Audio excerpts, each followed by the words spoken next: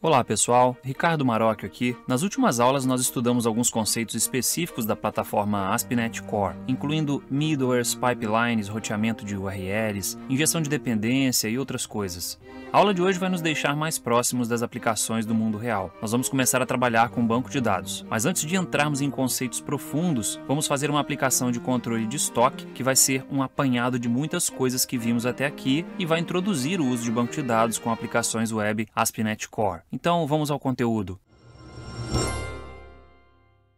Eu vou começar mostrando como será a aplicação web que iremos construir ao longo dessa aula, que é essa que você está vendo aí na tela. Mas antes disso, eu gostaria de pedir seu apoio à causa da ciência e tecnologia em nosso país. Se você gosta de conteúdos gratuitos nessa área, inscreva-se no canal e deixe um like se gostar desse vídeo. Esse apoio vai me ajudar muito a continuar com esse trabalho. Peço também que apoie outros canais e outros criadores de conteúdo relacionados à ciência e tecnologia que temos aqui no YouTube. Tem muita gente empenhada em produzir conteúdo de qualidade por aqui. Se isso não for valorizado, os produtores acabam seguindo outros caminhos. Enfim, conto contigo nessa empreitada aí. Precisamos nos unir em prol do desenvolvimento tecnológico de nosso país. Agora vamos conhecer a aplicação que iremos construir. Eu chamei a aplicação de Stock Web. Ela tem um cabeçalho com um menu aqui, tem uma região de conteúdo e tem um rodapé. Aqui no menu eu posso clicar aqui para ir para a página principal, assim como esse link aqui também. Aqui em produtos eu vou para a página de produtos ou a área de produtos e categorias eu vou para a área de categorias. Nós vamos ter esses dois cadastros. Aqui nessa região vão aparecer as tabelas, os formulários e outras coisas relacionadas a produtos e categorias. Vamos então agora explorar a categorias. Aqui nós temos uma listagem de categorias. Veja que temos 3 categorias cadastradas. A categoria tem somente um nome. Eu posso aqui cadastrar uma nova categoria. Vou colocar aqui teste, aí está. Tem uma mensagem aqui que eu posso descartar. Aqui eu posso alterar essa categoria. Tá aí. Posso excluir também, categoria excluída com sucesso. E basicamente é isso que eu tenho para a parte de categorias. É semelhante a um CRUD que fizemos anteriormente no curso, mas dessa vez nós estamos usando banco de dados. Nesse caso específico, eu estou usando o SQLite, mas se eu quiser usar um outro banco de dados, como MySQL, Postgres ou outro qualquer, basta eu trocar o provider, que nada mais é do que uma biblioteca que dá acesso ao banco de dados. Nós vamos ver como fazer isso em aulas futuras. Vamos dar uma olhada agora na parte de produtos. Aqui em produtos, é bem parecido com categorias, mas nós temos mais campos. E o interessante de produtos é que eu tenho aqui um vínculo com o cadastro de categorias. Veja que um produto está vinculado a uma categoria. Aqui eu só tenho 2 produtos cadastrados. Mas vamos lá, vou clicar aqui em novo produto. Aqui eu posso colocar um nome, por exemplo, refrigerante, 2 litros. Coloquei aqui bebidas. Se eu clicar aqui aparecem as 3 categorias cadastradas. Bebidas, estoque aqui, posso colocar um valor inteiro. E o preço, um valor qualquer. E aí está, aqui está o refrigerante. Assim como no cadastro de categorias, eu tenho aqui a possibilidade de alterar 2 litros. Vou colocar aqui 2,5 litros. Tem também a possibilidade de excluir. Aí está, a confirmação da exclusão. Sim, e aqui aparece a mensagem.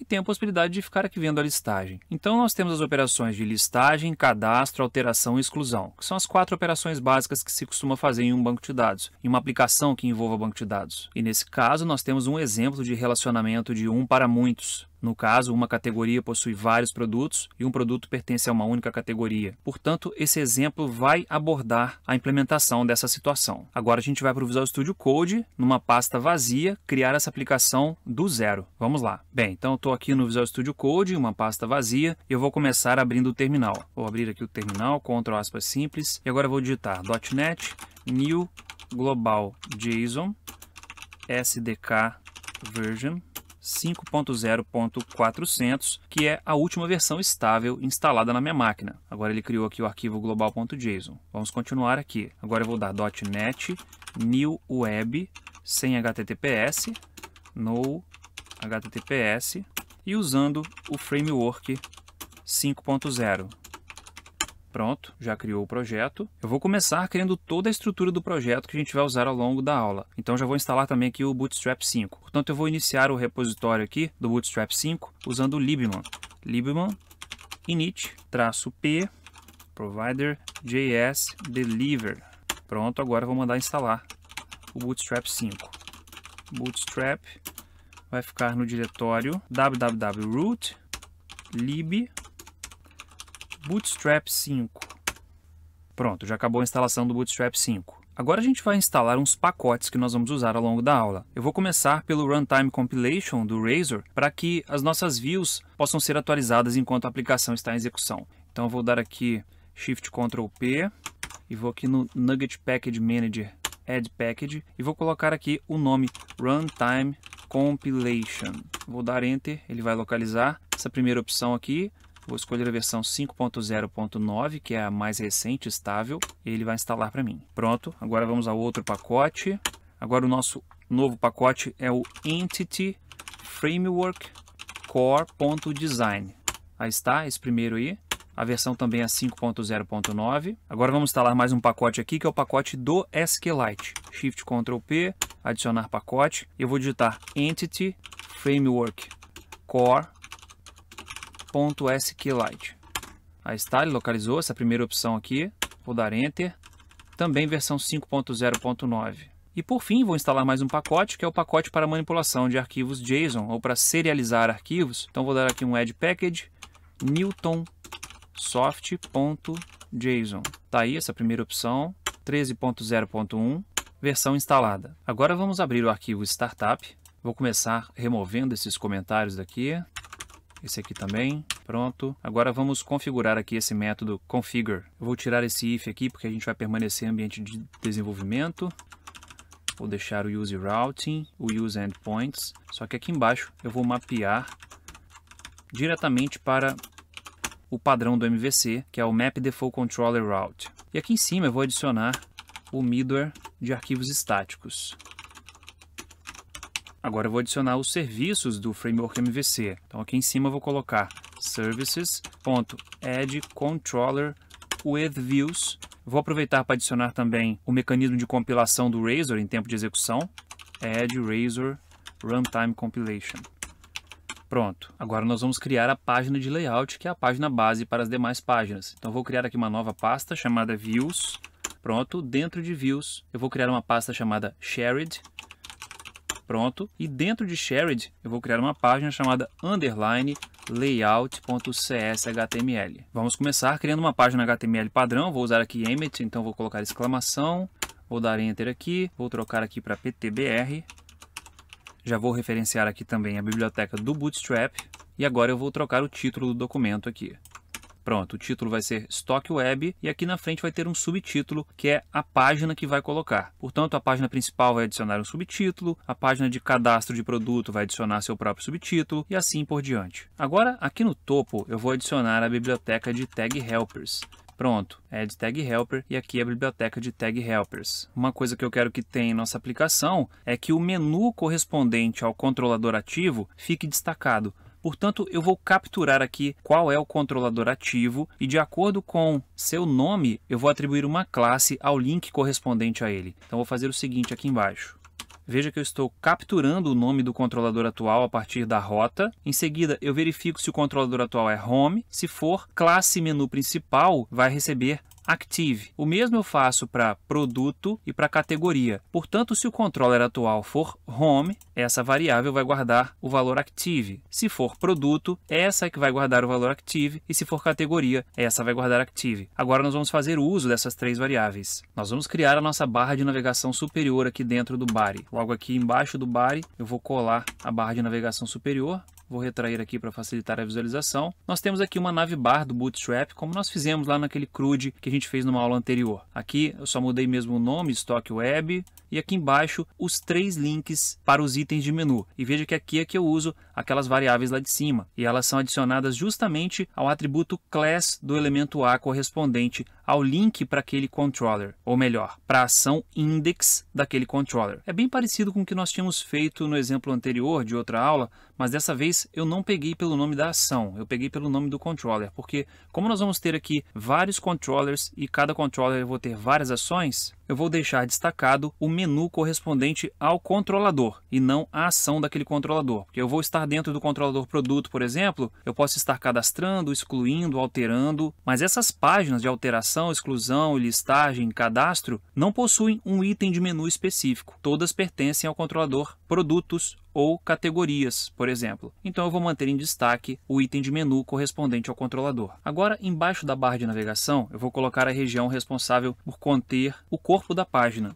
Aí está, eu usei o método renderBody dentro dessa div com uma margem superior de 2 unidades. Agora vamos fazer o rodapé. Aqui embaixo, vou subir aqui um pouco o código, vou dar Ctrl V. Aí está o rodapé, é um rodapé bem simples. É um rodapé com um texto claro, com cor de fundo escura, uma margem interna de 3 unidades. Ele vai ficar fixo na parte de baixo e o texto vai ser centralizado. Essas são todas classes do Bootstrap. E aqui embaixo o conteúdo vai mostrar estoque web, o símbolo de copyright e aqui o ano atual. E mais abaixo todos os direitos reservados. Agora, aqui no final, antes de fechar o body, eu vou adicionar o script do Bootstrap, o JavaScript dele. Aí está. E com isso a gente praticamente finaliza essa página de layout. Para a gente ir tendo uma ideia de como ficou a página de layout e as páginas que a gente for construindo, talvez as modificações que forem necessárias na página de layout, já vamos construir logo uma página inicial. Então eu vou criar aqui logo um controlador, vou criar uma pasta aqui fora, controllers, e aqui dentro eu vou criar home controller. .cs. Vou começar declarando namespace stockweb.controllers public class home controller public action result index return view. Vou resolver essas pendências aqui. Pronto. Agora eu vou criar uma view para essa action aqui. Vou criar uma pasta aqui em views chamada home e aqui dentro de home vou criar index.cshtml. O código dessa página é bem simples. Aqui nós temos o subtítulo colocado na view bag, página principal, um H1 com um texto primário para ficar azul, bem-vindo ao Stock Web, e aqui um texto qualquer só para indicar que a gente pode acessar o menu para visualizar os recursos da aplicação. Lembrando que esse conteúdo vai entrar aqui no lugar de renderBody da página de layout e vai compor uma única página, mas a gente tem que indicar aqui em index.cshtml que ela usa a página de layout. Na verdade, nós vamos fazer isso de maneira global usando aquele arquivo viewStart. Então aqui em Shared eu vou criar um novo arquivo chamado viewstart.cshtml. E aqui dentro dele nós vamos fazer o seguinte, arroba, e vou definir que layout vai ser igual a underline layout. Pronto. Agora eu estou dizendo que todas as páginas da aplicação vão ter como página de layout a página underline layout.cshtml, que eu não preciso passar esse final. Então vamos lá. Na verdade, viewStart não fica dentro de Shared, fica dentro de Views. Então coloquei aqui dentro de Views. Agora vamos executar para ver como ficou. Vou dar Ctrl F5, vai executar. Aí está. Já temos aqui a página de layout e a página index que está usando a página de layout. Vamos voltar ao Visual Studio Code. Agora nós vamos criar um mecanismo para exibir mensagens nas páginas. Nós vamos usar dois tipos de mensagem, informações normais e mensagens de erro, como eu fiz em uma aplicação passada também. Eu vou usar o recurso de view parcial para isso. As mensagens vão ser objetos que vão ter um texto e um tipo. Vamos criar a classe que vai representar isso. Vou começar criando aqui um diretório para guardar as classes, vou chamar de models, e dentro de models eu vou criar uma classe chamada mensagem model. Vamos começar pelo namespace stockweb.models. Eu vou criar um tipo enumerado para representar os dois tipos de mensagem. Então vou colocar aqui public enum tipo mensagem,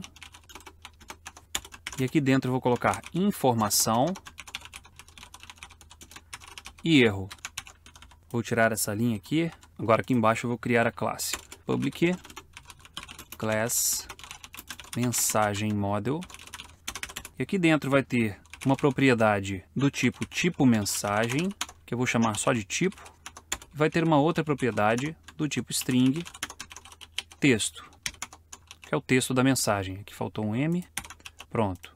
Vou fechar aqui o terminal e parar a aplicação. Pronto. Agora eu vou criar um construtor para essa classe. ctor tab, vou colocar aqui os parâmetros, string mensagem, tipo mensagem, tipo, eu vou inicializar com tipo mensagem informação. Se não passar nada, esse vai ser o valor padrão desse parâmetro. Agora this.tipo recebe tipo e this.texto recebe mensagem.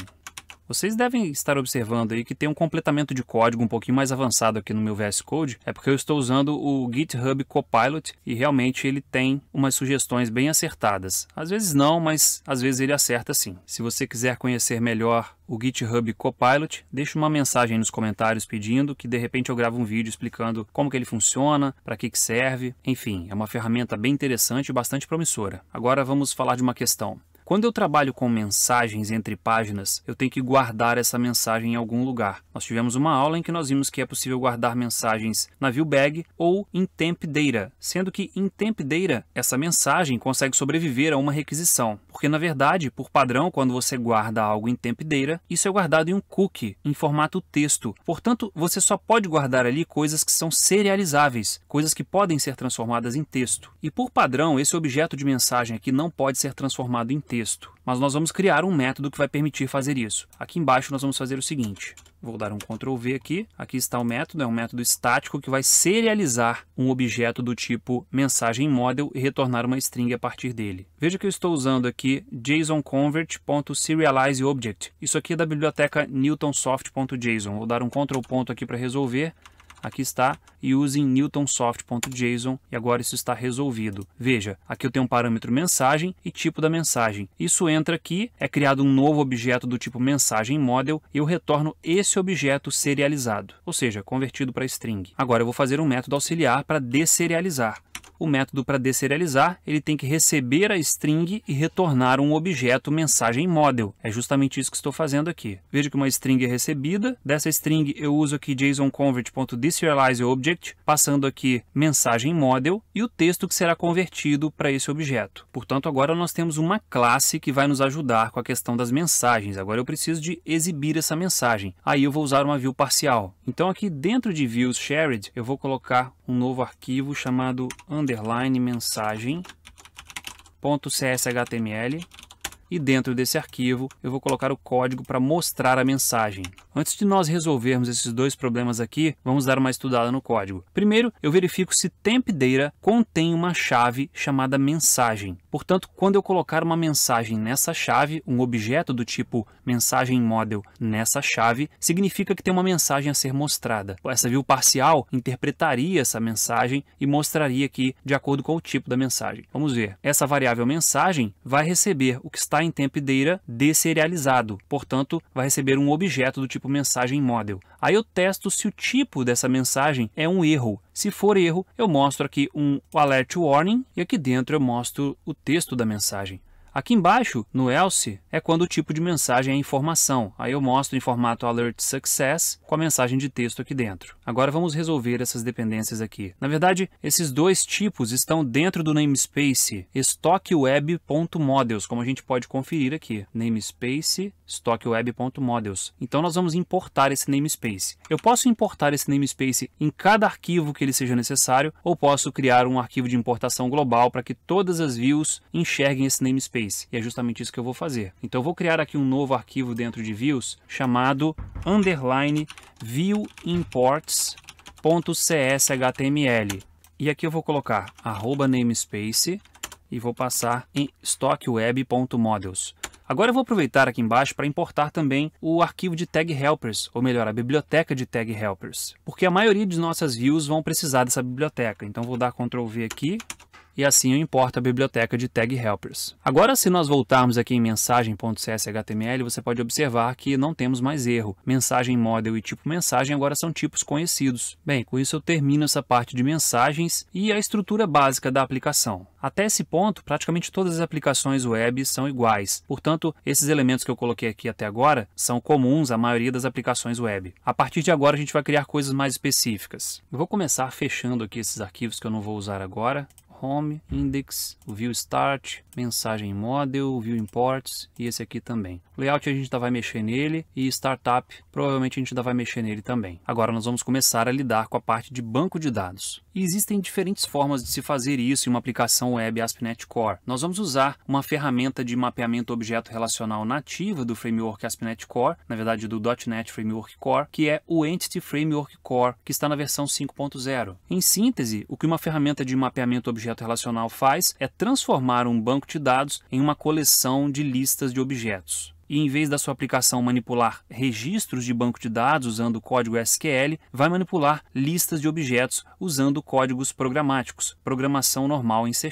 A linguagem C# possui uma biblioteca chamada Link, que permite fazer consultas bastante avançadas usando objetos e que, inclusive, nos bastidores, gera alguns códigos SQL otimizados para essas consultas, quando elas são feitas em bancos de dados. Até porque não faz sentido gerar código SQL para fazer uma consulta a uma coleção em memória, né? Bem, existem duas maneiras diferentes de se trabalhar com uma ferramenta de mapeamento objeto relacional. Eu posso criar o meu banco de dados de uma forma externa, numa ferramenta qualquer, e importar esse banco de dados para cá, usando algum mecanismo que faça isso de maneira automática, ou fazendo isso manualmente, ou eu posso criar as minhas classes aqui dentro da aplicação e gerar o meu banco de dados a partir dessas classes. E é justamente essa segunda abordagem que nós vamos usar. Portanto, eu vou começar criando uma classe que vai representar uma categoria. Por convenção, essas classes que vão ser usadas pelo Entity Framework vão ficar dentro de Models. Então aqui na pasta Models, eu vou clicar em New File e vou digitar categoria model.cs. Vou começar aqui digitando o namespace stockweb.models, e aqui dentro eu vou criar uma classe pública, public class categoria model, que vai ter um atributo ID, na verdade eu vou chamar de ID categoria, e vai ter um atributo chamado nome, que já até foi sugerido aqui para mim também pelo Copilot. Veja que interessante. Agora eu vou indicar que ID categoria vai ser o campo-chave desse objeto. Quando ele for mapeado para o banco de dados, lá no banco de dados ele vai ser representado como uma chave primária. Para isso eu tenho que colocar aqui um atributo chamado key. Então eu vou colocar aqui key, eu tenho que resolver esse atributo, vou dar Ctrl ponto, e ali ele vai adicionar o using system.componentModel.dataAnnotations. Já para a propriedade nome, vou colocar outros dois atributos aqui. Um é o required, que ele já sugeriu para mim, e o outro é o tamanho máximo, que aqui ele colocou de 100 pixels, mas na verdade aqui eu vou usar o max length. Max length 100 caracteres, na verdade. Então vou botar aqui 128. Esses atributos funcionam como instruções para algumas coisas que vão ocorrer na hora de converter essa classe para um banco de dados, ou melhor, para uma tabela do banco de dados. E essas classes que são convertidas para tabelas do banco de dados também podem ser chamadas de entidades aí na literatura. Certo, então a nossa classe que vai representar uma categoria está pronta. Agora eu tenho que criar uma classe que vai representar o banco de dados em si. Então eu vou criar aqui uma nova classe que eu vou chamar de StockWebContext. Também é uma convenção usar essa palavrinha context, que representa o contexto de banco de dados. Vou colocar aqui namespace stockweb.models. Vou criar a classe agora, public class stockweb.context, derivando de dbContext. Eu tenho que derivar de dbContext quando eu crio um contexto de banco de dados do Entity Framework. Vou dar Ctrl ponto aqui para resolver. Ali está, using Microsoft.EntityFramework.Core, já adicionou aqui em cima para mim. E agora eu preciso informar quais coleções de objetos que esse contexto vai ter. Então vou colocar aqui public db7, representa uma coleção de objetos, categoria model, que eu vou chamar de categorias getSet. Agora eu vou fazer mais uma coisa aqui, que é adicionar um construtor, para que um objeto de contexto do banco de dados possa ser obtido através de injeção de dependência. Então vou colocar aqui o construtor. Veja que é um construtor que ele permite a passagem de um conjunto de opções aqui para o banco de dados. Daqui a pouco nós vamos entender melhor onde isso aqui vai ser usado. Agora eu vou sobrescrever aqui um outro método, que é o onModelCreating, que ele já até sugeriu aqui para mim. Eu vou colocar aqui embaixo o seguinte: modelbuilder.entity categoria model, ele já sugeriu, .toTable, eu vou dizer qual é o nome da tabela no banco de dados que eu quero usar. Vou usar aqui categoria.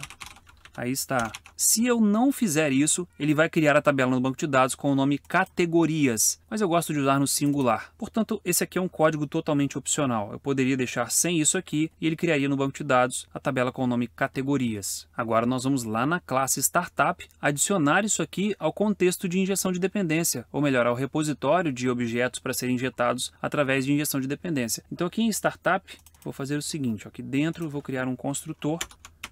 Aí está. Por injeção de dependência, eu estou obtendo aqui um objeto que é capaz de ler o arquivo de configuração da aplicação. Vou resolver aqui a dependência. Nós vamos ler o nome do arquivo de banco de dados que vai ser gerado a partir do arquivo de configuração da aplicação. Já vamos entender melhor isso aí. Logo depois de adicionar aqui os serviços relacionados ao MVC, eu vou fazer o seguinte: services .addDBContext.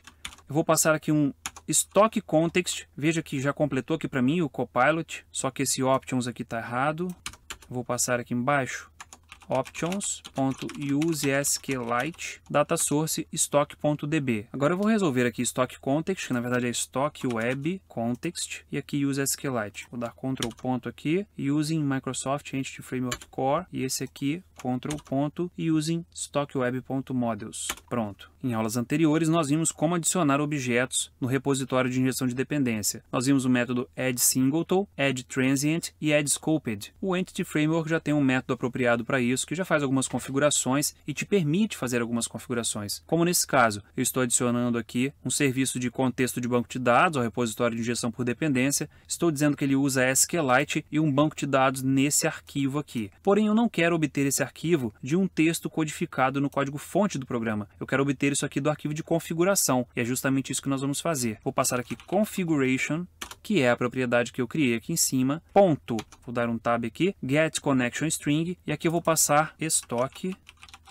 web context. Poderia colocar qualquer nome aqui, desde que lá no arquivo de configuração eu crie uma configuração com esse mesmo nome. É justamente isso que nós vamos fazer agora. Agora eu vou aqui no arquivo de configuração e vamos colocar aqui uma nova configuração. Logo depois aqui da vírgula, eu vou colocar connection strings, stock web context, data source igual a stock.db. Esse é o arquivo que vai ser gerado quando eu criar o meu banco de dados. Lembrando que o SQLite é um banco de dados muito leve, baseado em arquivos. Não é indicado para aplicações grandes, mas para exemplos pequenos como esse aqui ele é muito prático. Eu já posso fechar o arquivo de configurações. Então vamos rever aqui o que fizemos. Nós adicionamos ao repositório de injeção de dependência o serviço de conexão de banco de dados do Entity Framework da nossa aplicação. Isso quer dizer que qualquer um que precisar agora desse serviço durante aqui a aplicação, em qualquer parte da aplicação, pode obter o serviço usando injeção de dependência, seja via método construtor ou de alguma outra forma que nós já estudamos. Agora chegou a hora de gerar realmente o banco de dados. Então vou dar aqui Ctrl aspas simples, vou acessar aqui o terminal, que está, vou dar um clear. E agora vamos aos comandos. A primeira coisa que nós temos que fazer é verificar se as ferramentas do Entity Framework estão instaladas. Então eu vou colocar aqui .NET EF-version. Aí está, eu estou com a versão 5.09, que é a mesma do Entity Framework. Isso que é o ideal. O ideal é que a ferramenta instalada tenha a mesma versão da biblioteca do Entity Framework que você adicionou lá no início. Então, para verificar, você usa .NET EF-version. Se você viu que está com uma versão aqui mais antiga, você pode fazer o seguinte, .NET Tool uninstall --global .NET-EF. Aí você daria Enter e ele removeria as ferramentas do Entity Framework. Depois de remover, basta você usar aqui quase o mesmo comando, só que em vez de uninstall, você usa aqui install. Então, .NET Tool install --global .NET-EF. Uma vez que você tem a ferramenta correta instalada, agora você pode fazer o seguinte, .NET EF migrations add, e aqui eu passo o nome da versão do banco de dados que eu estou criando no momento. Eu vou colocar só a versão 1. Vamos ver se vai dar certo. Aí está, Build Succeeded. Você pode observar que aqui em cima ele gerou uma pasta chamada Migrations e dentro dela todo o código C# para gerar o banco de dados. Daqui a pouco eu vou mostrar esse código. Ressalto que o banco de dados em si ainda não foi criado. O que eu criei na verdade foi o código que vai gerar o banco de dados. Agora sim nós vamos usar o comando para gerar o banco de dados. .NET EF Database Update. Ele vai aplicar as migrações no meu banco de dados. Se já existir, ele aplica na versão existente. Se não existir, ele cria. Vou dar Enter. Aí está, foi bem sucedido. Veja que ele já criou aqui, ó, stock.db, justamente por conta do caminho relativo que eu passei aqui em app settings. Eu coloquei data source igual a stock.db. Então ele criou esse arquivo na raiz do meu projeto. Eu poderia ter passado aqui um subdiretório ou um diretório absoluto qualquer, mas eu criei aqui na raiz para ficar mais fácil de manipular. Vou fechar aqui novamente e agora nós vamos abrir esse arquivo no SQLite Studio, que é um software para você abrir arquivo de banco de dados do SQLite. Eu vou mandar mostrar no File Explorer e agora vou dar 2 cliques nele. Aí está, tenho aqui categoria e EF Migrations History. Observe que o nome da tabela ficou no singular. Essa aqui é uma tabela criada automaticamente que contém o histórico de todas as versões do banco de dados que já foram criadas. Se eu der 2 cliques aqui em categoria, nós podemos ver que temos aqui de categoria do tipo integer, chave primária, não nulo, nome do tipo text, não nulo. Se eu der 2 cliques aqui em nome, veja que nome pode inclusive ser configurada por aqui também. O software permite isso. Vou cancelar aqui. Aqui na guia Data eu poderia ter alguns dados ou poderia colocar alguns dados. Enfim, é uma ferramenta completa para você manipular arquivos .db do SQLite. Vou fechar aqui, se a gente precisar a gente volta nessa ferramenta. Vou fechar isso aqui também. Posso fechar aqui a linha de comando. E agora eu tenho que fazer uma configuração aqui que para quem já usou o Visual Studio é muito fácil.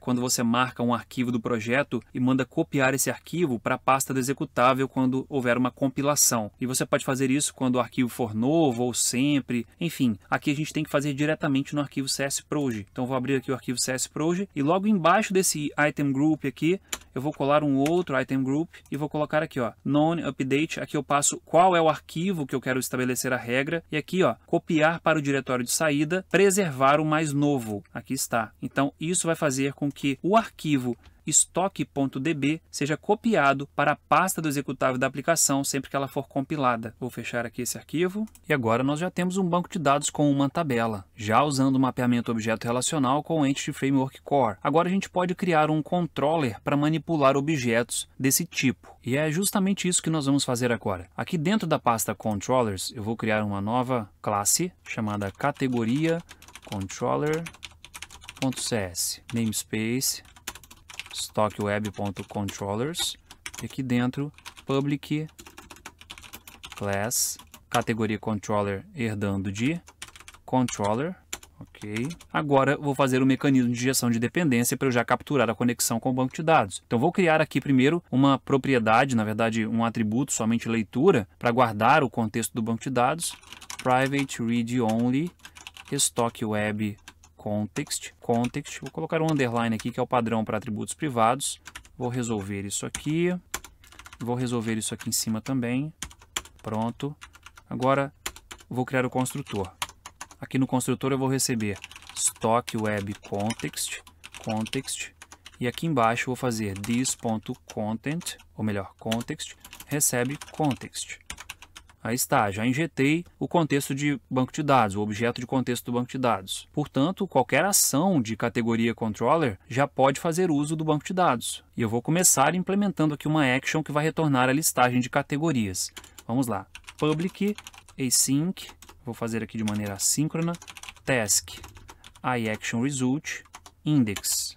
Veja que eu já tenho a sugestão aqui do Copilot, vou dar um tab para aceitar, depois a gente vai ler essa sugestão. Vou dar um Ctrl espaço aqui para resolver, pronto, subir um pouco esse código aqui. ToList async aqui vou resolver também, pronto. Na verdade, o que esse método aqui vai retornar é uma view, vou colocar aqui, return, vamos lá, return view. E como modelo dessa view, eu vou passar uma coleção de objetos do tipo categorias, ou melhor, do tipo categoria. Se eu deixar do jeito que está aqui, vai funcionar. Só que aqui ele vai passar na ordem que foi inserido no banco de dados. Eu quero passar essas categorias lá para view ordenadas em ordem alfabética. Então vou colocar aqui categorias.order by, e aqui dentro eu passo o predicado ou a condição de ordenação. Aqui eu dou um apelido qualquer para o objeto, x, tal que x, ponto, e coloco aqui nome. Isso quer dizer que as categorias vão ser ordenadas pelo nome. Vou resolver aqui esse order by, Ctrl ponto, using system.link. Agora eu estou passando para view index a coleção de categorias que está no meu banco de dados, ordenada pelo nome. Eu ainda tenho como fazer uma melhoria aqui. Essa lista de categorias não precisa ser rastreável, ou seja, eu não preciso ficar verificando se ela foi alterada, se teve algum objeto que foi excluído, se foi inserido, porque na verdade a cada requisição isso aqui vai ser executado. Então eu vou usar aqui um método que é o asNoTracking. E agora sim, depois do asNoTracking, vou colocar aqui o ToListAsync que ele sobrescreveu ali com o asNoTracking. Em síntese, essas duas chamadas de método aqui são opcionais, mas são otimizações interessantes de se fazer. Agora que eu tenho uma action chamada index, eu tenho que criar uma view com o mesmo nome e uma view que aceite um modelo desse tipo aqui, que é uma lista de objetos do tipo categoria. Vamos fazer isso. Aqui na pasta views, eu vou criar uma nova pasta chamada categoria e dentro de categoria eu vou criar uma nova view chamada index.cshtml. Eu vou começar esse arquivo indicando qual é o modelo que essa view apresenta e qual é o subtítulo dela. Aí está. O modelo é um IEnumerable de categoria model, ou seja, uma coleção de objetos do tipo categoria model, e o subtítulo usado para essa página é listagem de categorias. Agora eu vou definir aqui o código do cabeçalho. O cabeçalho é um header que se comporta como um container do tipo Flexbox. Tem 2 itens nesse container Flexbox, lembrando que um container Flexbox mostra itens em uma única dimensão, nesse caso na dimensão horizontal. O alinhamento horizontal vai usar o Justify Content Between, ou seja, ele usa a sobra do container entre os elementos, então nesse caso, como são 2 elementos, vai ficar um no canto esquerdo e um no canto direito, e aqui eu coloquei o alinhamento vertical centralizado. O primeiro elemento vai mostrar o subtítulo da página em cor azul, que é esse Text Primary, e o segundo elemento vai mostrar um link para cadastrar uma nova categoria. Esse link vai chamar essa ação cadastrar, que nós ainda não criamos, nós vamos criar daqui a pouco. Veja que é um botão com aspecto também azul, escrito nova categoria. Se eu estivesse apontando para uma ação de uma outra classe controladora, eu teria que passar aqui também a classe controladora usando ASP controller igual e passaria aqui qual é o nome da controladora, mas nesse caso é uma ação da mesma controladora, que é a categoria controller, então não preciso de passar aquilo ali, passei só cadastrar. Daqui a pouco a gente vai criar essa ação também. Portanto, esse é o cabeçalho da página. Agora aqui tem uma divisão e logo abaixo aqui eu vou colocar a view parcial que exibe mensagens. Sempre que tiver uma mensagem para ser mostrada nessa página, ela vai ser exibida logo abaixo do cabeçalho. Então aqui eu vou dar um Ctrl V. Aí está, tenho aqui a invocação de uma view parcial chamada underline mensagem, né? Que está aqui dentro de shared, underline mensagem. Agora a gente já pode mostrar a listagem de dados. Mas é claro, eu só vou mostrar a listagem de categorias aqui se ela tiver alguma categoria. Então a primeira coisa que eu tenho que fazer é um teste. Se model.count maior do que 0, ou seja, se a quantidade de elementos que está no meu modelo é maior do que 0, aí eu posso mostrar a tabela de itens. Lembrando que model aqui no caso é uma coleção de objetos do tipo categoria model. Portanto, se for maior que 0, vamos lá, vamos criar a nossa tabela aqui. Vou aceitar a sugestão do Copilot, só que aqui eu vou colocar table striped. Aqui eu vou fechar o /table. Pronto. Essa classe é a formatação padrão de tabelas do Bootstrap e aqui são as tabelas listradas ou zebradas, que eu tenho uma linha na cor clara e uma linha na cor um pouco mais escura. Agora vou colocar aqui dentro um thead, dentro do thead vai ter um tr, dentro do tr o thnome, dentro aqui vai ter ações, outro tr, outro thead. Esse é o cabeçalho da tabela. Eu tenho uma coluna chamada nome e uma coluna chamada ações, que é a coluna que vai conter o botão alterar e o botão excluir. Agora vamos ao corpo da tabela, que são os dados em si. Aqui eu tenho o tbody. Dentro do tbody vou fazer o for each. Veja só, eu vou percorrer todos os elementos do modelo. Então já foi sugerido ali para mim, for each var categoria em model. Para cada categoria dentro de model, vou dar um tab aqui, vou fazer o seguinte. Vou criar um tr, que vai ter um td, categoria nome. Na verdade eu não vou usar daquela forma ali, mas tudo bem. Td de novo, que vai conter agora os botões. Vou subir aqui um pouco o código. Aqui eu vou usar um pouco diferente. @ categoria nome. Pronto. Nesse segundo td, que são os botões, eu vou colar aqui 2 botões, que eu já vou explicar. Agora aqui tem o fechamento do td. Em seguida o fechamento do tr, o fechamento da chave e o fechamento do tbody.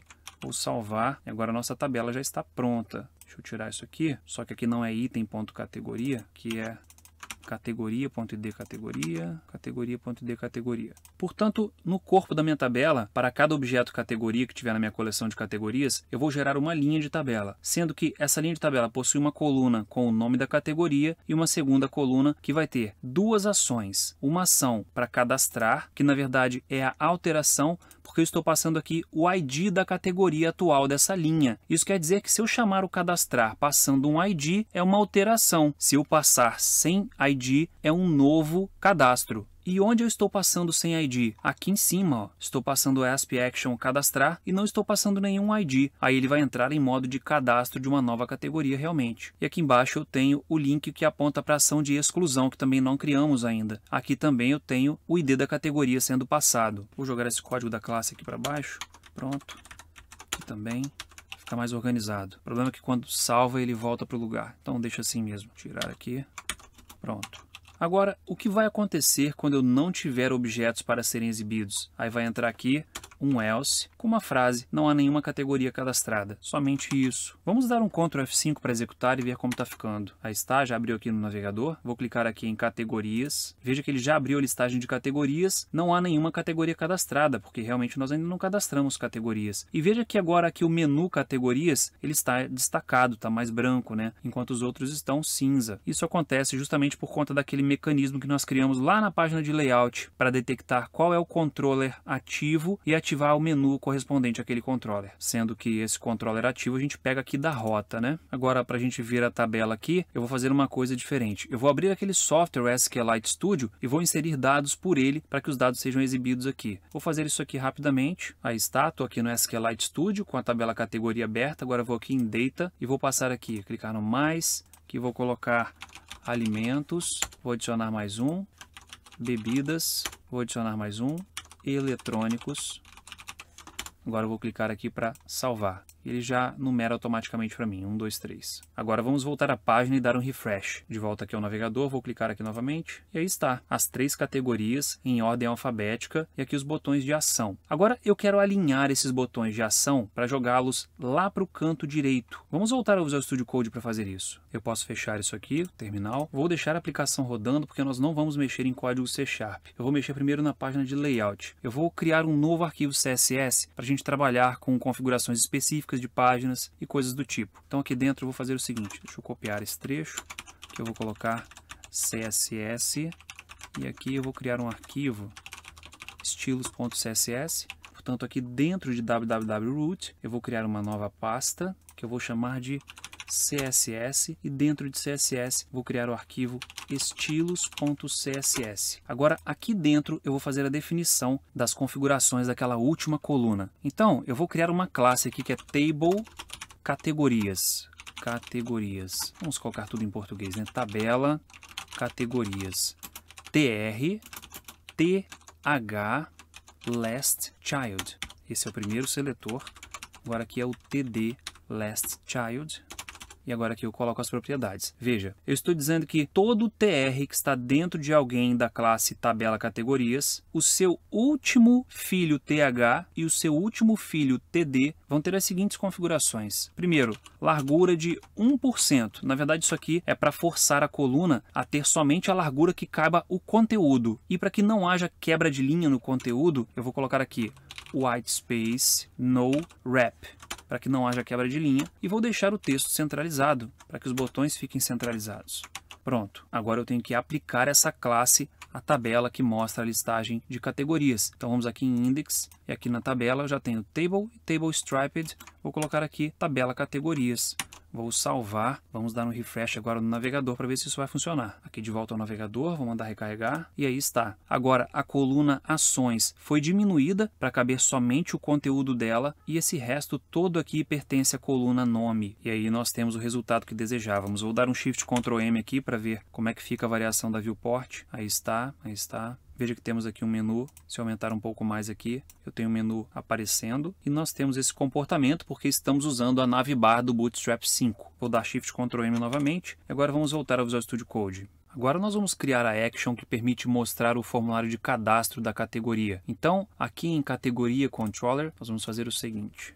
Vou descer um pouco aqui o código, vou dar Ctrl V e vamos analisar esse código aqui. Eu começo indicando que essa action vai responder apenas por HTTP GET, ou seja, apenas por requisições do tipo GET. Aqui ela vai se chamar cadastrar e opcionalmente ela pode receber um parâmetro chamado ID. Se você se lembra bem, aqui eu disse que o cadastrar vai funcionar tanto para novas categorias quanto para alteração de categorias existentes. Quando tiver um ID na URL, na rota, significa que é uma alteração. Quando isso aqui vier vazio, significa que é uma inclusão. É justamente isso que eu tenho que tratar nesse código aqui. Veja só, esse código é para exibir o formulário. Quando eu exibo o formulário, se é de alteração, eu tenho que mostrar os dados da categoria que está sendo alterada. Caso contrário, eu mostro o formulário com uma categoria em branco. Vamos lá. Se tem algum valor no ID, eu busco a categoria que possui esse ID. Para eu buscar, eu uso o contexto do banco de dados, ponto a coleção categorias, ponto o método findAsync que passando aqui o ID da categoria, que é a chave primária da categoria. Depois de fazer isso, eu verifico se o objeto categoria retornado é diferente de nulo, porque pode ser que eu esteja tentando aqui alterar um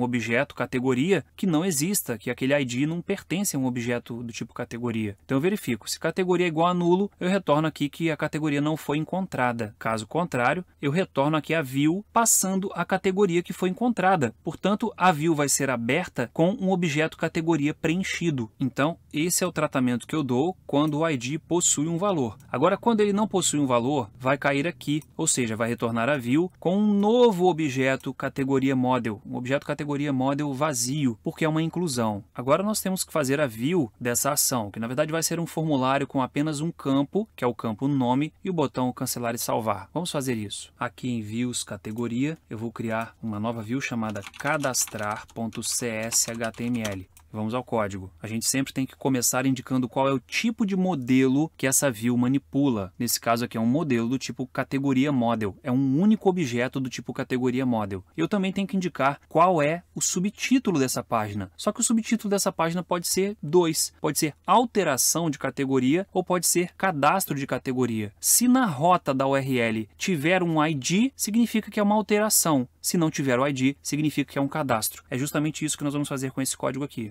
Veja, indiquei que o modelo dessa view é categoria model e eu faço o teste aqui. Se nos valores de rota contém ID, o subtítulo é alteração de categoria. Caso contrário, o subtítulo é cadastro de categoria. Agora vamos ao HTML. Eu vou começar com o elemento H1 para mostrar o título. Aí está, um elemento H1 da classe TextPrimary para ficar com a cor primária, que é azul. E aqui eu renderizo o título que foi definido aqui em cima. Então, esse subtítulo é usado tanto pela página de layout para colocar o título nas abas do navegador, quanto aqui dentro da página, como um elemento H1. Agora vamos criar o formulário em si. Então aqui embaixo eu vou colocar form, vou abrir aqui, ASP_action vai ser cadastrar, botão igual aqui, cadastrar. Isso significa que quando esse formulário for postado, ele será postado na ação cadastrar. Porém, nós ainda não criamos essa ação. A gente ainda vai criar a ação cadastrar para processamento de post do formulário.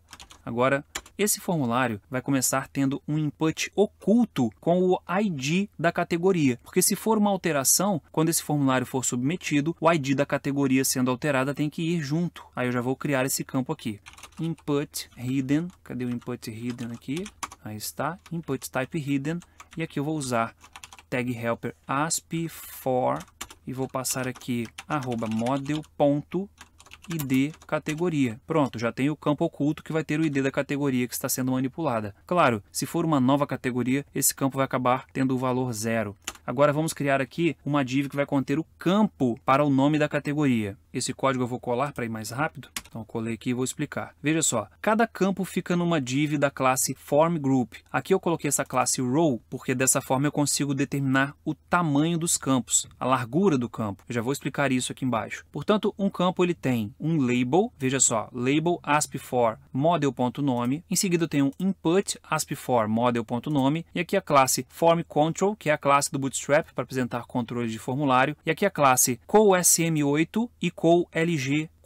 Essa classe CoSM8 significa que esse campo vai ocupar 8 colunas do grid do Bootstrap, sendo que o grid do Bootstrap tem 12 colunas, e 8 colunas equivale a 2/3 desse container. Mas ele só vai ocupar 8 colunas quando a resolução for SM, que é uma resolução baixa. Quando a resolução for LG, que é uma resolução maior, ele vai ocupar 4 colunas dessas 12, que equivale a 1/3. Eu não vou me aprofundar nisso aqui porque foge do nosso escopo. Aqui no canal vai ter um curso de Bootstrap muito em breve, e tem outros conteúdos aí que envolvem Bootstrap, incluindo a construção do design de uma loja virtual completa usando Bootstrap 5. Enfim, eu coloquei aqui também um atributo AutoFocus para que quando o formulário for aberto, esse campo aqui já aparecer com foco. Aqui embaixo eu coloquei um span, que na verdade span é um elemento neutro para apresentar conteúdo qualquer com alguma formatação, e usei aqui asp validation for model.nome. Na verdade, esse span aqui vai apresentar textos de validação. Quando eu submeter esse formulário, o método cadastrar de processamento vai verificar se tem algum problema nos campos. Se tiver algum problema nos campos, ele vai devolver o formulário com o mesmo objeto que foi postado, contendo algumas informações sobre problemas que tem com aquele objeto. E aí esse campo aqui, ou melhor, esse elemento span aqui, vai mostrar problemas que porventura ocorram no campo nome. Por exemplo, o campo nome é obrigatório. Se eu não preencher o campo nome, quando eu submeter o formulário vai aparecer a mensagem mensagem aqui que o campo é requerido. Com isso a gente conclui esse campo nome. Portanto, observe que cada campo do formulário, na verdade, é composto por uma div do tipo formGroup, ou melhor, da classe formGroup, que tem um label, um input e uma mensagem de validação. Agora eu vou colocar aqui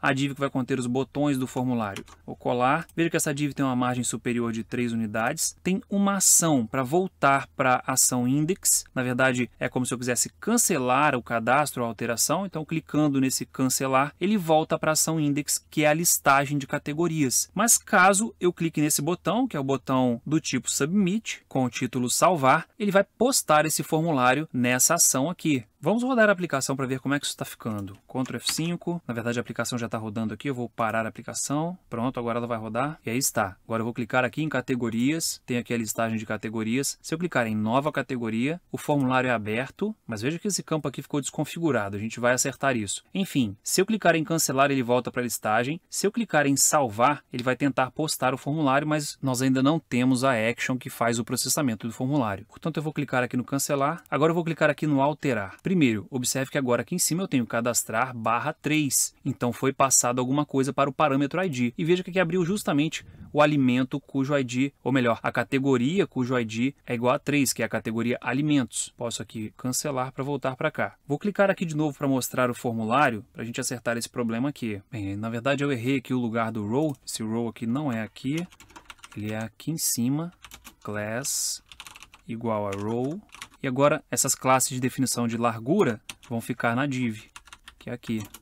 Pronto, agora vamos voltar ao navegador e ver se resolveu. Aqui no navegador vou clicar em refresh e aí está, agora o campo tem o tamanho certo. Vou dar Shift Ctrl M aqui, vamos ver a questão da responsividade, veja só, até que a responsividade está boa. Bem, o foco nesse momento não é proporcionar responsividade, isso foge um pouco ao escopo da nossa aula. Então vamos voltar ao Visual Studio Code. Vou dar Shift Ctrl M aqui novamente, vamos lá. De volta aqui ao VS Code, agora nós temos que implementar o processamento desse formulário. Portanto, vamos aqui em categoria controller e vamos aos métodos. Eu tenho aqui o cadastrar e o index. Eu vou criar um método auxiliar aqui que vai me indicar quando uma determinada categoria existe ou não a partir do ID dela. Aqui embaixo desse cadastrar, vou colocar esse método. Veja, ele retorna booleano e se chama categoria existe, recebendo um ID. E ele retorna aqui context.categorias.n e tal que e.id categoria igual a ID. Ou seja, ele retorna booleano se tiver qualquer categoria cujo ID categoria seja igual a ID. Booleano não, na verdade retorna verdadeiro. Esse e aqui é o apelido do objeto. Geralmente eu chamo de x. E já que eu chamei de x anteriormente aqui no topo, eu vou colocar x aqui também. Então vou colocar aqui x tal que x.id categoria. Pronto. Então, resumindo, esse método categoria existe e retorna verdadeiro quando existe uma categoria com esse ID. Agora nós vamos criar a ação cadastrar para processamento do formulário. Então aqui embaixo eu vou colocar o HTTP post, vou definir aqui a assinatura do método, já aceitei a sugestão do Copilot, essa primeira parte aqui está correta. Public async task iActionResult, cadastrar. Aqui, opcionalmente, eu posso ter um parâmetro inteiro chamado ID e categoria model aqui nesse caso vai vir do formulário. Então vou dizer aqui o seguinte, ó, from form. Pronto. Esse atributo aqui indica que esse parâmetro será alimentado pelo formulário que está fazendo o post. Agora vamos abrir uma chave aqui. Vou novamente aceitar a sugestão do Copilot. Se modelState.isValid, estou verificando aqui se os dados que vieram no modelo satisfazem as restrições que foram aplicadas através de atributos. Então, vamos voltar aqui na classe categoria model, aqui está. Eu tenho aqui esses atributos que aplicam algumas restrições. Por exemplo, aqui eu estou dizendo que esse atributo é de preenchimento obrigatório. Quando eu faço o teste aqui, if modelState.isValid, todas aquelas restrições de todos os campos são checadas e caso algum problema seja detectado, o objeto em si vai ser alimentado com os problemas que ele apresenta. Aí eu posso retornar esse objeto que tem problemas para o mesmo formulário que submeteu, ou seja, para view cadastrar, e quando ela for renderizar esse objeto que voltou para lá com problemas, aquele código HTML que apresenta erros, que na verdade é esse aqui, vai apresentar o problema, por exemplo, se for no campo nome. Nesse caso nós não temos muitos problemas possíveis, realmente é só aqui no campo nome. Então vamos voltar para cá. Portanto, se o modelo é válido, se ele não tem problemas de validação, agora eu vou verificar se é uma alteração. Então, if id.hasValue, se tem um valor no ID, vou verificar se a categoria existe. Se categoria existe, id.value. Veja a sugestão do Copilot, é até interessante, e realmente em algumas situações a gente coloca um erro no modelo dizendo que a categoria já existe, mas não é esse o caso aqui. Quando ela existe, eu vou fazer um update nela, e quando o ID não existe, é uma inserção. Então vamos lá, context.update categoria. Não reconheceu aqui, na verdade aqui está model, vou trocar aqui para categoria, pronto, categoria. Aí está. Então eu vou atualizar a categoria no banco de dados. Por enquanto essa atualização só ocorreu na coleção em memória, no context que está aqui em memória. Agora eu vou aplicar essas alterações no banco de dados. Eu vou fazer o seguinte, se await context.saveChanges maior do que 0, isso aqui está testando o seguinte, se ao salvar as alterações do banco de dados o retorno for maior do que 0, quando o retorno é maior do que 0, significa que mais de um registro no banco de dados foi atingido, na verdade mais do que 0, né? Então 1 ou mais. Portanto, eu tenho uma confirmação de que alguém lá no banco de dados foi afetado por essa modificação. Então é um sinal de que a alteração foi bem sucedida. Aí eu faço o seguinte aqui, temp data. Olha a mensagem entrando em ação. Mensagem vai receber mensagem model.serializar categoria, tá aqui aspas, categoria alterada com sucesso. Pronto. Agora eu vou colocar um else aqui, caso a alteração não tenha dado certo, né? Else, temp data mensagem, serializar, vou trocar aqui a mensagem, erro ao alterar categoria. E vou dizer aqui que o tipo, agora eu não vou usar o tipo default, passar tipo ponto erro. Pronto. Agora vamos fazer aqui um outro else, que é o else desse if aqui, ó. Else, se a categoria não existe, né? Else, vou dar um Ctrl V aqui. Nesse caso vai ser categoria não encontrada. Também vou colocar como se fosse uma mensagem de erro. Pronto. Bem, a parte da alteração está pronta, é o if id.hasValue. Esse trecho de código aqui todo é para tratar a alteração. Então, se tem um id na URL ou na rota, se a categoria existe para esse id, eu atualizo o objeto categoria que chegou no parâmetro, salvo as alterações. Se afetou alguém, armazena uma mensagem positiva, caso contrário, deixo uma mensagem de erro, e caso a categoria não exista, eu deixo uma outra mensagem de erro, mais específica. Agora, se nenhum ID for passado, significa que é uma inclusão. Então vem um else aqui agora. Agora eu vou fazer o código para inclusão. Já vou começar aceitando aqui o código do Copilot. Context.add categoria. Já deduziu ali o meu método de programação. Então, ó, if await context save changes async maior do que 0, ou seja, se alguém lá no banco foi afetado pelo salvamento dessa alteração, na verdade dessa inclusão, se alguém lá foi afetado, significa que foi bem sucedida a inclusão. O Copilot já me deu aqui o código correto, temp data mensagem, mensagem model.serializar, categoria cadastrada com sucesso. Ok, agora eu vou fazer o else aqui.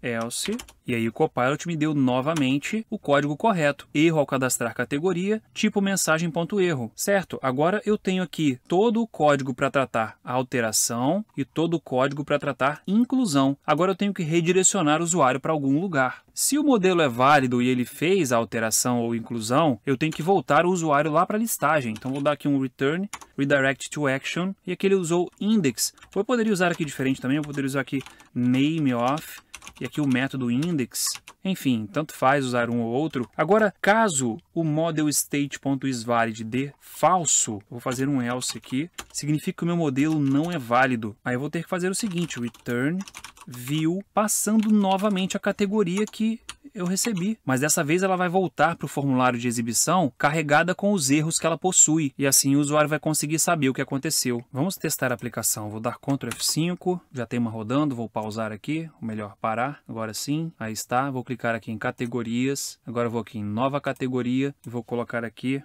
cereais. Dei Enter, e aí está, cereais foi cadastrado aqui, já apareceu em ordem alfabética, e aqui a mensagem, categoria cadastrada com sucesso. Agora vou alterar aqui os cereais, vamos ver, veja que aqui em cima veio categoria, cadastrar, 4, então o 4 é o ID, ele detecta que é uma alteração por esse 4 aqui, cereais 2, por exemplo, mandei salvar, aí está. Vou mandar alterar novamente, deixa eu tentar fazer uma coisa aqui, vou tirar o 4 daqui, vou deixar assim, vou fazer assim, 3. Mandei salvar. Não, tudo bem, ele alterou porque o ID também está como um campo oculto do formulário. Mandar alterar novamente. Vou tirar aqui. Pronto. Categoria alterada com sucesso. Fechar aqui. Eu acho que agora a gente pode voltar um pouco naquele mecanismo de exibição de mensagens para tentar entender o que aconteceu. Como que essa mensagem apareceu aqui? Vamos voltar então lá no VS Code. Vou fechar aqui o terminal e vou parar a aplicação de uma vez. Pronto. Agora vamos abrir a view parcial que exibe mensagens. Aqui está. Veja só. Ela verifica se TempData contém mensagem. Em caso positivo, usa o método deserializar para transformar essa mensagem em texto em um objeto do tipo mensagem model que vai ficar guardado aqui. Aí eu testo se esse mensagem model que está aqui é do tipo erro. Se for do tipo erro, eu mostro aqui em formato de erro, na verdade com essa cor aqui do alert warning, mostro o texto aqui. Caso contrário, eu mostro com o alert success a mensagem que está aqui com esse texto.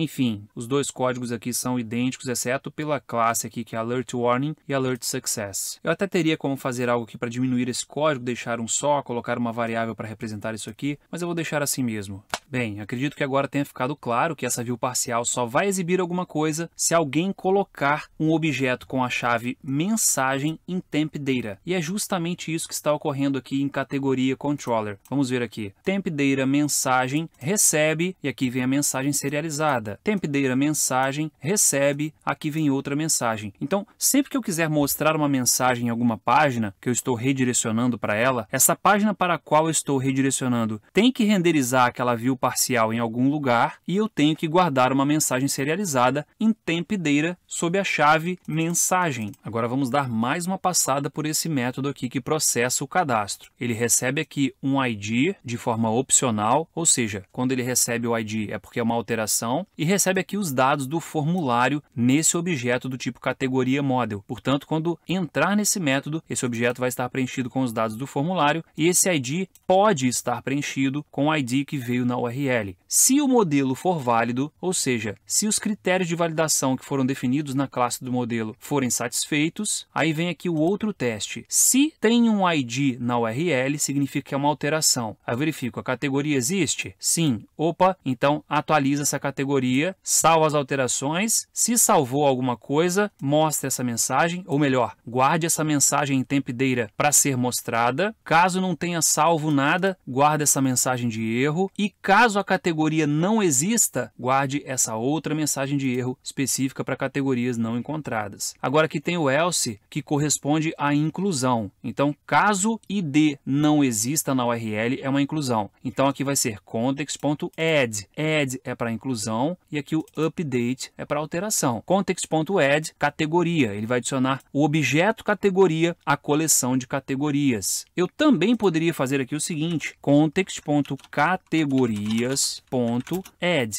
Seria a mesma coisa. Vou até deixar dessa forma aqui e posso aqui também colocar context.categorias.update. Também daria no mesmo. Vou descer aqui. E aí, caso a adição seja bem sucedida, ou seja, caso ele consiga salvar no banco, guardo aqui a mensagem positiva para ser mostrada depois aqui na Action Index, ou melhor, na View Index. Caso contrário, guardo a mensagem negativa, também será mostrada aqui na View Index. E aqui é caso o objeto não seja válido, ele vai retornar a própria view do formulário, então ele não vai redirecionar para a view de listagem, ou seja, ele vai permanecer na view do formulário e vai exibir o formulário com os erros que aconteceram. Vamos rodar a aplicação novamente agora e vamos tentar salvar sem fornecer um nome.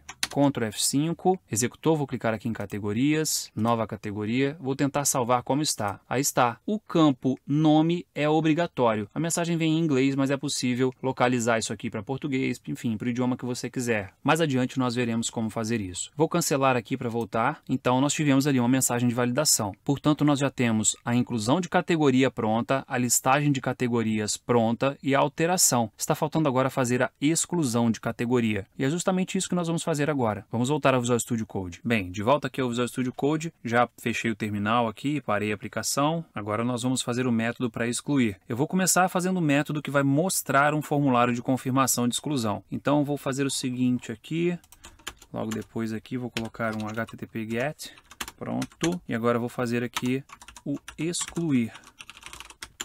Da mesma forma que o cadastrar ou excluir também aceita um parâmetro ID opcionalmente. Na verdade, eu deixei como parâmetro opcional para eu fazer o tratamento aqui e redirecioná-lo para a página de listagem, caso ele não informe um ID. Então eu vou começar aqui aceitando a sugestão do Copilot, verificando se tem um valor no ID. E vou colocar aqui, caso não tenha um valor no ID, já vou fazer aqui o tratamento. Eu vou colocar aqui uma mensagem de erro, indicando que a categoria não foi informada, mensagem de erro, e vou redirecionar para a ação index. Ele vai voltar para a listagem, que vai mostrar essa mensagem aqui. Caso ele não caia nesse if aqui e abandone o método, então se ele não cair ali, nós vamos fazer o seguinte: a categoria vai receber, vou aceitar aqui a sugestão, await context.categorias.findAsync ID. Aí está, o objeto categoria já está capturado. Agora, se a categoria for igual a nulo, eu tenho que dar aqui um outro erro. Vamos lá, vou colocar aqui uma mensagem e um retorno novamente. E a mensagem vai ser essa sugerida. Tempo de a mensagem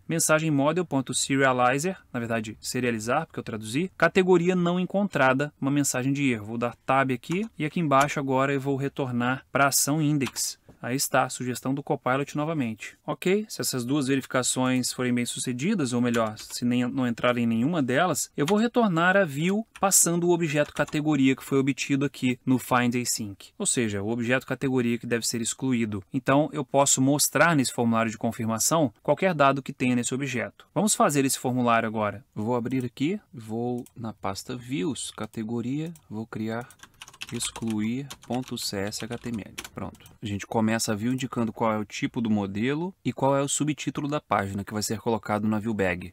Então aí está, model, categoria model e viewBag.subtítulo, exclusão de categoria. Agora vamos ao HTML. Vou começar aqui pelo título. Aí está o título, que na verdade é o subtítulo da página. E aqui embaixo a pergunta, deseja realmente excluir a categoria? E aqui eu coloco model.nome. Então vai aparecer, deseja realmente excluir a categoria alimentos ou eletrônicos? Vai aparecer o nome da categoria. Agora vamos ao formulário que realmente faz a exclusão. Aí está o formulário, veja que ele aponta para a ação excluir. Essa classe W25 é para ele ter 25% da largura do container. Aqui tem um input type hidden com o código da categoria que vai ser excluída. E aqui dentro tem o botão não, que volta para a página principal, e o botão sim, que submete o formulário. Vamos rodar a aplicação para ver se o formulário já vai ser exibido. Ctrl F5, vou aqui em categorias, excluir. Aí está, exclusão de categoria, deseja realmente excluir a categoria eletrônicos. Se eu clicar em sim aqui, o formulário ainda não vai ser processado, portanto a exclusão não vai ser realizada. Então eu vou clicar aqui em não para voltar para a listagem. Agora nós vamos programar a action, ou o método que processa a exclusão. Vamos lá no Visual Studio Code. Vou fechar o terminal e parar a aplicação. Agora vamos aqui em categoria controller e vamos criar agora um método para processar a exclusão. Vou colocar aqui embaixo um HTTP post. Vou aceitar a sugestão do Copilot. Pronto, aqui também, já vou fechar aqui. Aqui também vou aceitar. Na verdade, aqui no post eu só preciso do ID, ele já não vai ser mais nulo. Agora eu vou buscar a categoria que tem esse ID. Aí está, findAsync. E agora, se a categoria for diferente de nulo, eu vou tentar remover. Vou colar aqui o código. Se categoria é diferente de null, então eu vou usar context.categorias.remove e eu passo aqui a categoria que eu obtive através do ID. Uma vez que ela foi removida da coleção, agora eu aplico context.savechangesAsync e se isso atingir algum registro, ou seja, se o resultado for maior do que 0, eu armazeno aqui uma mensagem positiva indicando que a categoria foi excluída com sucesso. Caso contrário, eu coloco aqui uma mensagem negativa dizendo que não foi possível excluir a categoria e é uma mensagem do tipo erro. Por fim, eu redireciono para a view index, ou melhor, para a action index que vai abrir a view index. Então, isso aqui é o processamento da exclusão. Agora, se a categoria não for encontrada, vou colocar um else aqui.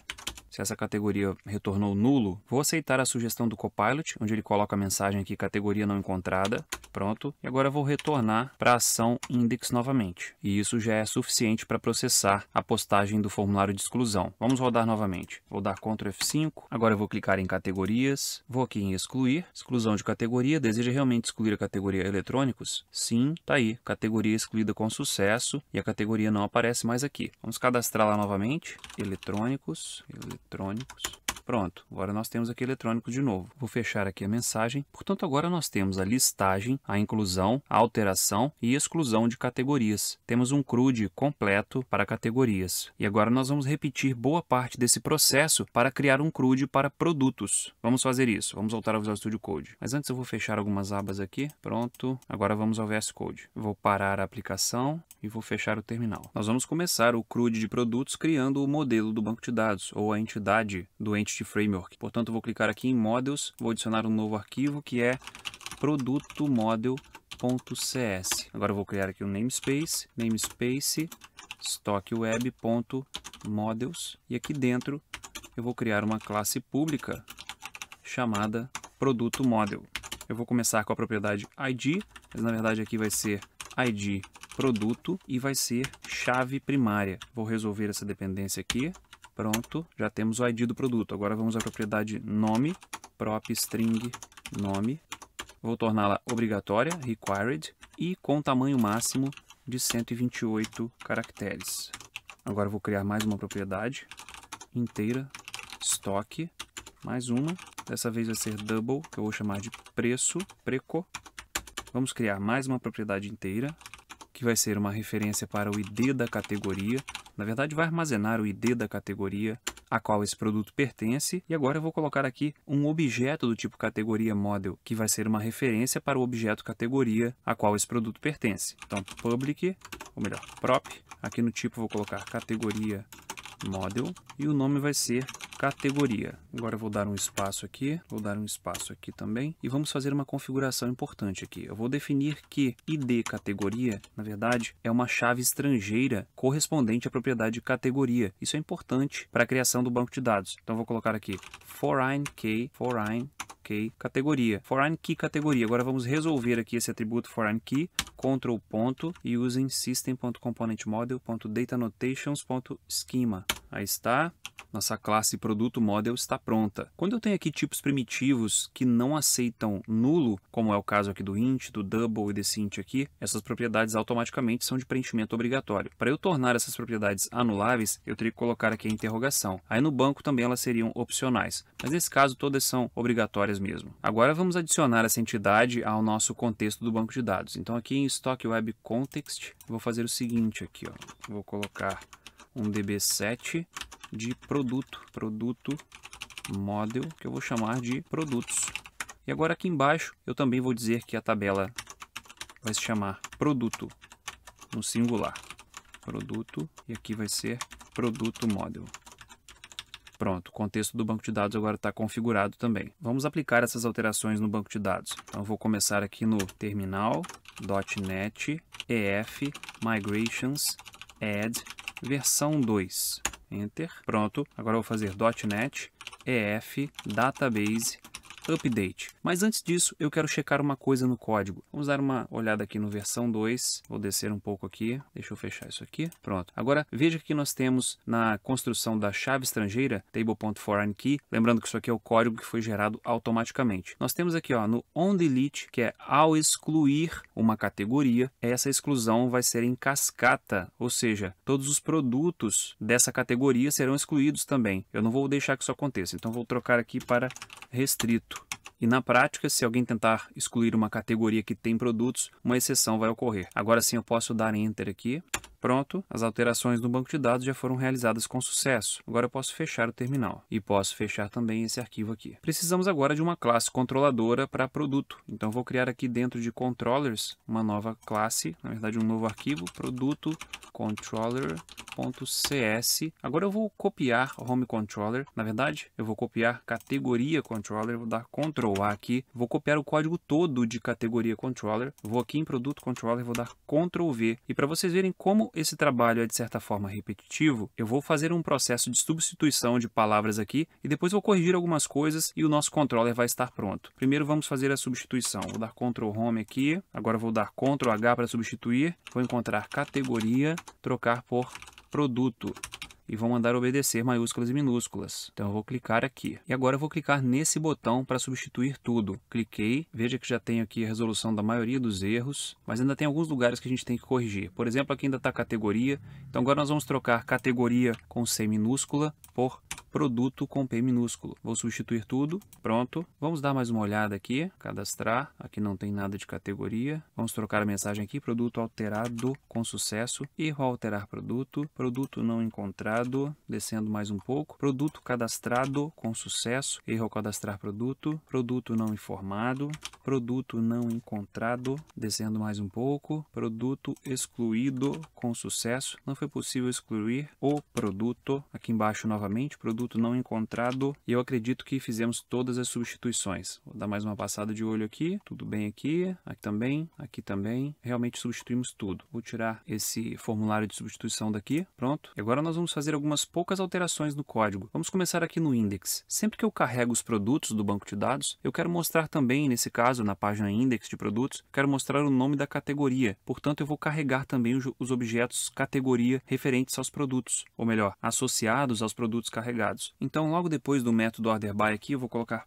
ponto include e eu vou passar aqui x tal que x.categoria. Isso é suficiente para que a consulta inclua os dados do objeto categoria associado ao produto em questão. Portanto, aqui eu vou ter uma lista de produtos, sendo que cada produto vai ter uma referência para a categoria associada a ele. Quando nós construirmos a view index, vai ficar claro a utilidade disso aqui. Agora vamos descer um pouco mais até o cadastrar, e aqui também tem uma peculiaridade. Sempre que a gente vai cadastrar um produto, ele vai ter um campo para o usuário selecionar a categoria a qual o produto pertence. E ali tem que mostrar todas as categorias. Então, de alguma forma, eu tenho que passar uma coleção de categorias para o formulário de cadastro de produtos. Eu vou passar isso através da ViewBag. Vou fazer essa consulta aqui em cima e vou preencher a propriedade categorias da ViewBag com o resultado dessa consulta. Eu vou começar trazendo todas as categorias do banco. Aí está, context.categorias, order by nome, sem rastreamento.toList. Agora eu vou criar uma coleção especial do tipo select list, que é usada para preencher opções de um elemento select lá na view. Vou colocar o código aqui,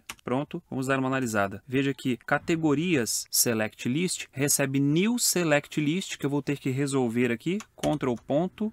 Pronto, vamos dar uma analisada nesse código. Então aqui, categoria Select List recebe New Select List, que é a coleção especial que vai ser usada para definir as opções do elemento Select lá da view, sendo que para criar um novo Select List, eu tenho que passar qual é a fonte de dados, nesse caso é categorias, qual propriedade vai ser usada para o valor de cada opção e qual propriedade será mostrada em cada opção. O valor vai ser o ID e o que vai ser mostrado vai ser o nome. Agora vamos guardar essa coleção na ViewBag.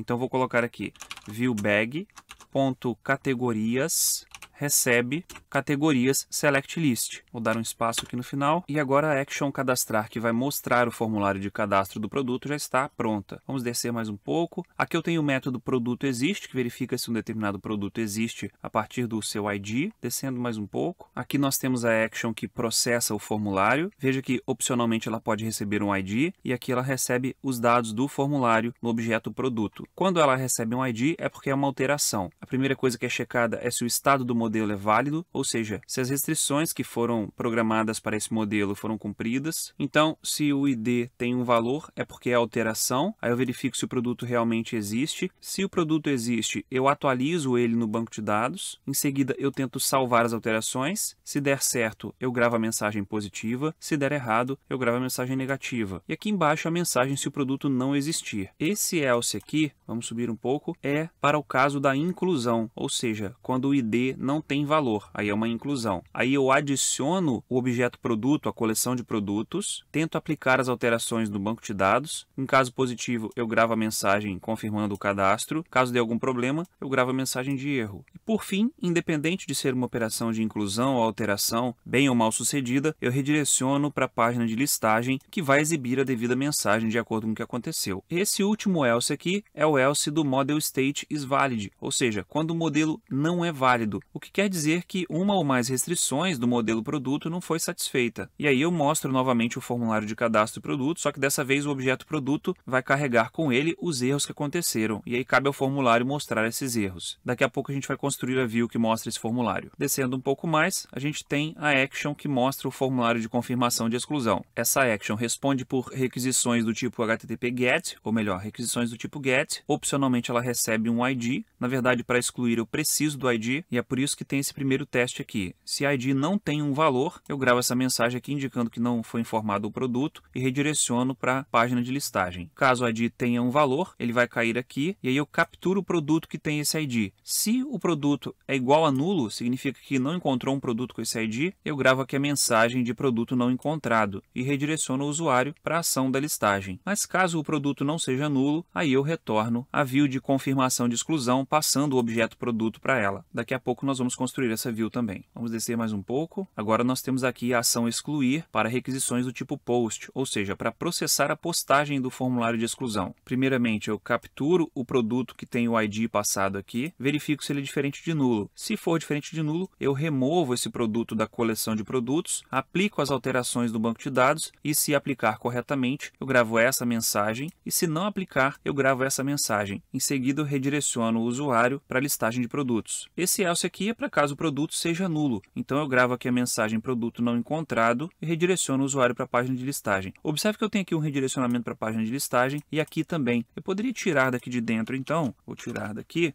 colocar aqui depois da estrutura condicional, porque ambos, if e else, mandam para o mesmo lugar. Ou seja, no final da condição verdadeira eu mando para index e no final da condição falsa também. Então, vou colocar fora do if, que eu resumo. Com isso, a gente finaliza aqui o código do controlador de produtos. Agora, a gente tem que construir as views. Vamos começar pela view da listagem. Aqui em cima a gente tem a listagem. Vamos então aqui na pasta views. Dentro dela, vou criar uma nova pasta chamada produto. E dentro de produto, eu vou criar index.cshtml. Vou copiar aqui o conteúdo do index de categoria, vou colocar aqui dentro e vamos fazer as alterações. Vou subir aqui, primeiro aqui vai ser listagem de produtos, vamos descer aqui um pouco, aqui o botão cadastrar vai ser novo produto, pronto, descendo aqui mais um pouco, o modelo aqui em cima vai ser uma coleção de produto model. Agora começa a renderização da tabela. Por enquanto temos duas colunas aqui, nome e ações. Mas produtos tem mais colunas. A gente vai ter que acrescentar essas outras colunas. Então vamos ver aqui, categoria em model. Vou trocar aqui para produto. Vou copiar aqui, vou colocar categoria.nome. Aqui é categoria.id produto. Ou melhor, produto.id produto, e aqui é produto.id produto também. Pronto, os acertos já foram feitos. Aqui embaixo não há nenhum produto cadastrado. Pronto, agora vamos acrescentar as colunas que estão faltando. Aqui nós temos a coluna categoria, depois a coluna estoque, quantidade, não, aqui é estoque. Até que a sugestão foi boa, mas eu chamei de estoque. TH, agora vai ser preço.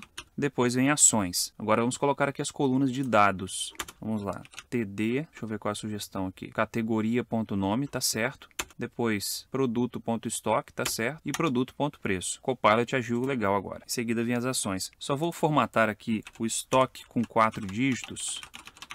Vou colocar aqui um D4, 4 dígitos. E o preço vou formatar com o valor monetário. String...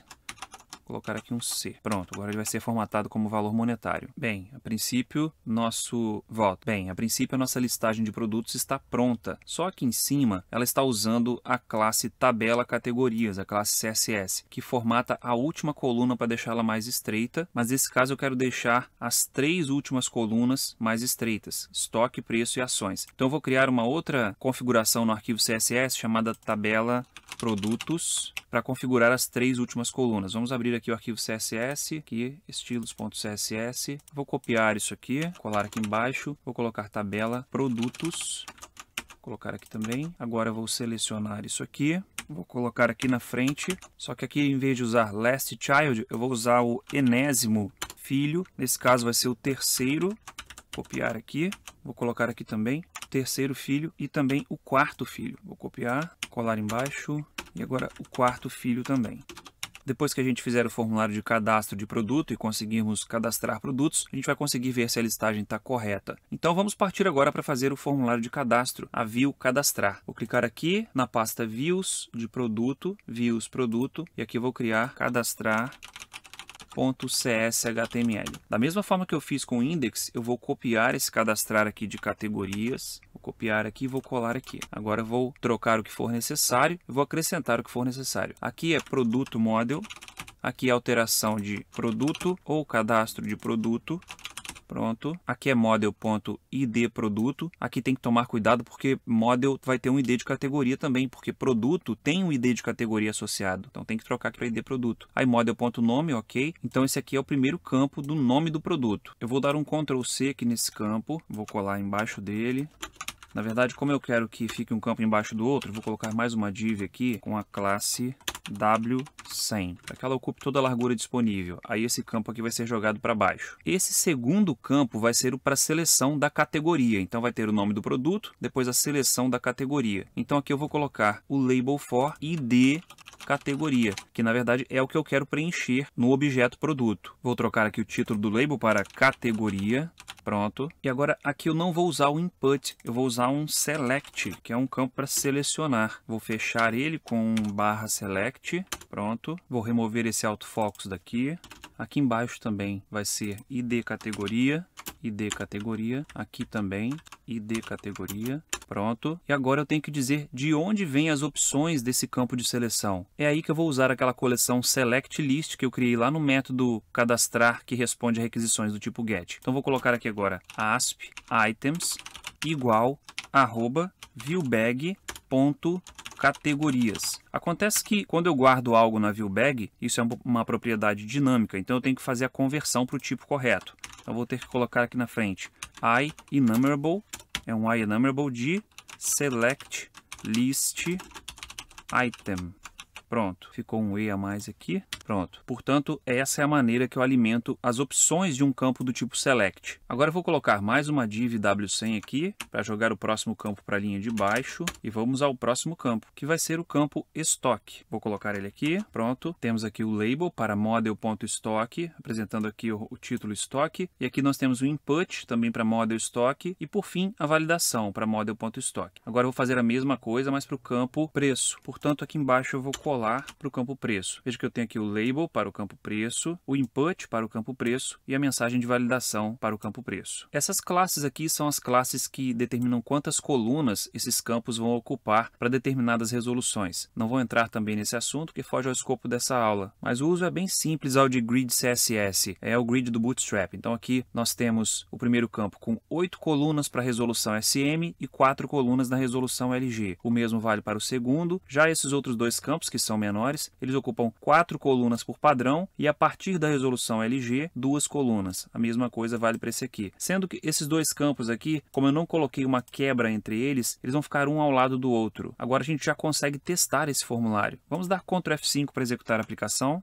Aí está, vamos clicar agora aqui em produtos. Veja que ele mostra que não há nenhum produto cadastrado. Essa é a view gerada pela Action Index. Agora vamos clicar aqui em novo produto, que vai até produto cadastrar. Cliquei, aí está o formulário de cadastro de produto. Aqui eu posso definir qual é o nome do produto. Vamos colocar aqui arroz, 5 quilos. Vou cadastrar como se fosse do tipo alimento, mas aqui eu ainda tenho bebidas, cereais e eletrônicos. O estoque aqui vou colocar 25 e o preço R$15. Agora vou mandar salvar. Aí está, produto cadastrado com sucesso. Veja aqui que as 3 últimas colunas ficaram compactadas aqui na direita por conta daquele CSS que a gente construiu, enquanto as colunas nome e categoria dividiram o restante do espaço. Se eu der Shift Ctrl M aqui, a gente pode ver que elas continuam dividindo o restante do espaço, enquanto as outras ficam compactadas lá na direita. Shift Ctrl M novamente. Vamos clicar agora em alterar aqui. Vou colocar arroz, tipo 1, 5 quilos. Salvar. E aí está. Alterar novamente.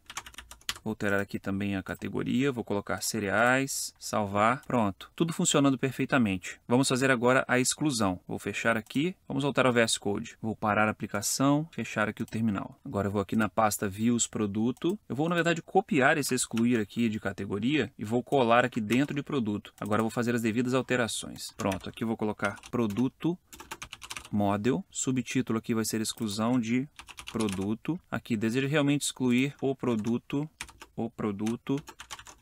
model.nome, aqui está certo, e aqui vem o formulário de exclusão. A ação continua sendo excluir, o input aqui é para ID de produto, o link para voltar para Index, se ele clicar em não, e o botão para submeter o formulário quando ele clica em sim. E o formulário de exclusão de produto é só isso aí, na verdade o formulário de confirmação, né? Vamos rodar novamente a aplicação, Ctrl F5, vou clicar aqui em produtos de novo, já vou direto aqui no excluir. Veja, deseja realmente excluir o produto tal? Sim, aí está, produto excluído com sucesso, não há nenhum produto cadastrado, vamos cadastrar aqui um novo produto, vou cadastrar o arroz de novo, arroz, alimentos, estoque, 15, pronto, vamos cadastrar mais um produto, água mineral, bebida, R$5. Pronto, aí está o cadastro de produto funcionando perfeitamente com exclusão. Portanto, agora nós temos um cadastro de categorias funcionando perfeitamente para listagem, alteração, cadastro e exclusão, e um cadastro de produtos também, com listagem, inclusão, alteração e exclusão. E com isso a gente conclui essa aplicação web para controle de estoque. Quero ressaltar que o propósito dessa aula foi de fazer uma revisão dos assuntos já estudados e de introduzir o uso de banco de dados em aplicações web ASP.NET Core. Na próxima aula, nós vamos nos aprofundar especificamente